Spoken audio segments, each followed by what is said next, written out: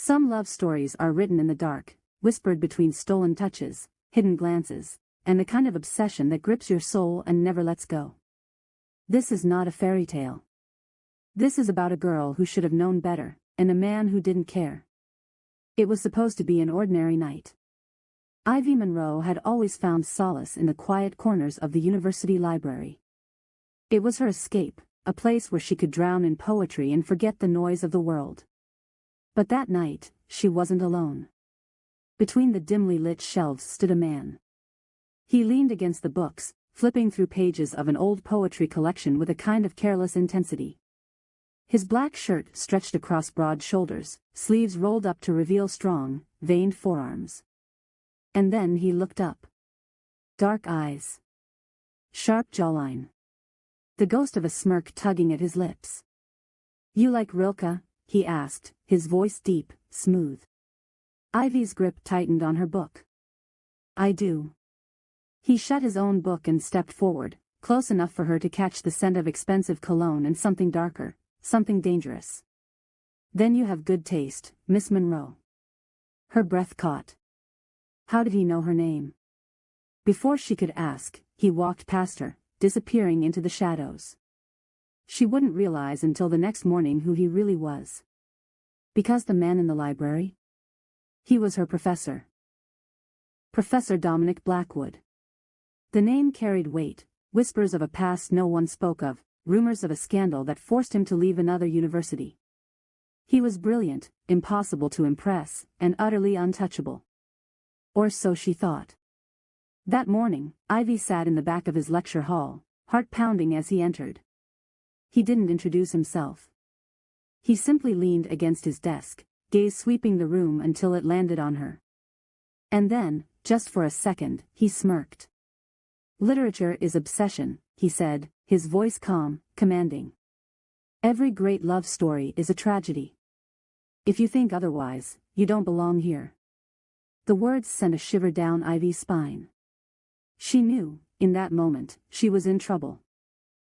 It started subtly, the way he challenged her in class, the way his gaze lingered when she spoke, the way his fingers brushed against hers when he handed back her papers. And then, one night, it became something more. She was walking home late when she felt it, the weight of a gaze. "Ivy." She turned.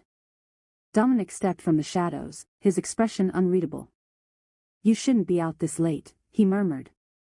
Her pulse quickened. "You followed me?" He smirked, but there was no humor in it. "I like knowing where you are." Her breath hitched. "That's not normal." His fingers traced a slow line down her wrist, his touch burning into her skin. "Neither is this." And then he kissed her. It wasn't soft. It wasn't gentle. It was claiming. His hands gripped her hips, pulling her closer, his breath hot against her lips. "Tell me to stop," he whispered. She should have. But she didn't. Dominic Blackwood was not the kind of man who shared. She learned that the hard way. One evening, a classmate, Daniel, offered to walk her home. They were laughing, nothing more. And then. "You think she needs you?" Dominic's voice cut through the night like a blade. He stood a few feet away, hands in his pockets, eyes dark with something lethal. Daniel frowned. "Excuse me?" Dominic ignored him, stepping toward Ivy instead. His hand found the small of her back, barely a touch, but possessive all the same. "Go inside," he murmured. Ivy hesitated. Dominic's jaw clenched. "Now." She obeyed. She barely made it through the door before she heard Dominic's voice again, lower this time. "If I ever see you near her again, I won't be so civil." The next day, Daniel dropped out of the class. And that night, when Dominic kissed her, his grip bruising, his body pressed against hers like he couldn't stand even an inch of distance, she knew. She was his. The rumors started. People whispered in the hallways. Someone had seen them. One afternoon, Dominic pulled her into his office, shutting the door behind them. His hands found her waist, his lips brushing against her ear. "They're watching us." Her heart pounded. Then we need to stop. His grip tightened. You don't mean that. She swallowed hard. Dominic. His lips crashed against hers. Desperate. Consuming. His hands tangled in her hair, as if letting go of her would kill him. And maybe it would. Let them catch me, he whispered. I don't care. But she did. And the next day, her worst fear came true. A letter from the dean.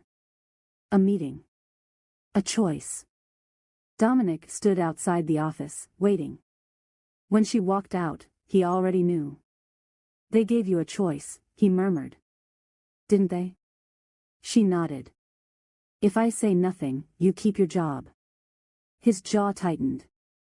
And if you don't? Tears burned in her eyes. They'll fire you. He exhaled slowly. Then, to her shock, he smiled. Then I guess I should start packing. She stared at him. You don't have to do this. He stepped closer, brushing a tear from her cheek with his thumb. Yes, I do. And then, as if it was the simplest thing in the world, he kissed her. Right there, in front of everyone. Let them see. Let them talk. Because Dominic Blackwood had never cared about rules. And now, he had nothing left to lose. Except her.